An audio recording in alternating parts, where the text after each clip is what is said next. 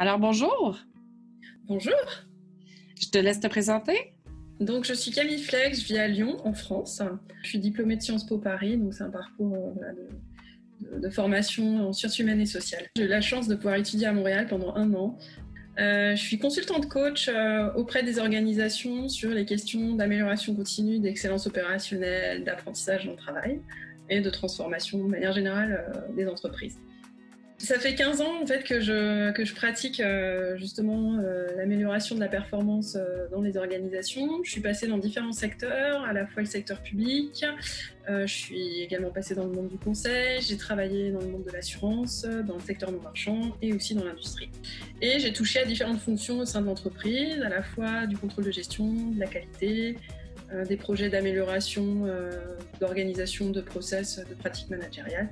Voilà, et donc le lean management résume un peu tout ça et permet de mettre du fil rouge justement sur l'ensemble de ces démarches qui contribuent à une bonne performance dans les entreprises. Je me suis focalisée en fait sur le développement des pays en voie de développement, justement sur comment est-ce qu'on peut favoriser le développement endogène et la transformation endogène de ces pays pour faire en sorte qu'ils trouvent leur propre chemin d'amélioration. Finalement, c'est un peu la même chose que ce que je fais aujourd'hui dans les organisations, permettre à chacun de trouver sa voie. Alors, qui est Camille dans son quotidien? Eh bien, avant tout, j'ai la chance d'avoir un gentil mari et puis 3 fabuleux enfants. Donc, je suis maman, de 3 enfants de 3 ans, 7 ans, 10 ans, qui m'occupent beaucoup, qui m'apprennent beaucoup aussi au quotidien.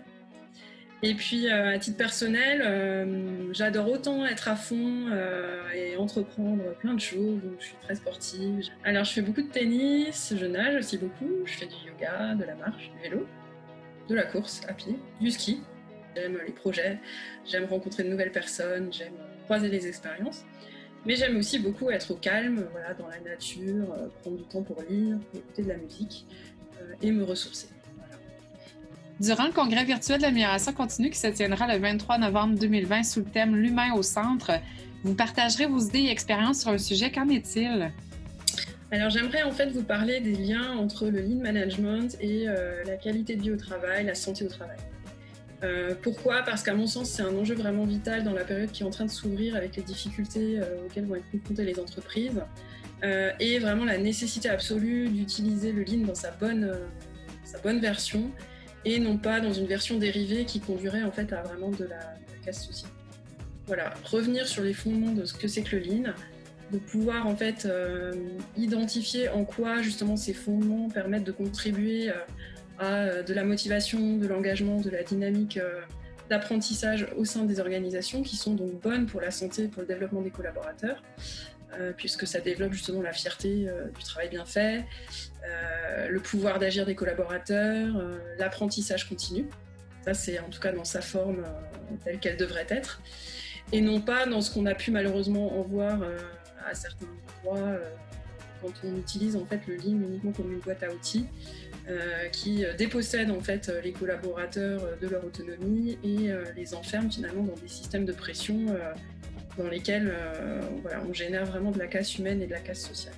Et du coup d'identifier en fait quels sont les pièges dans lesquels on peut facilement tomber, on ne le fait pas exprès, mais on peut facilement tomber dans un certain nombre de pièges qui risquent en fait de produire tout l'effet inverse et d'enfermer les collaborateurs et de créer vraiment un système de pression qui produira vraiment de mauvaises choses et des catastrophes en fait humaines et sociales dans les organisations.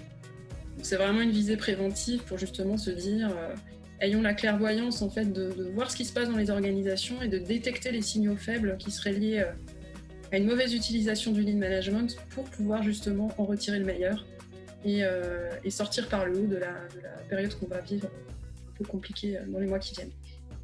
Je suis persuadée que ça va être très intéressant. Et à quelle heure on va réserver notre agenda? À 13h, Europe centrale.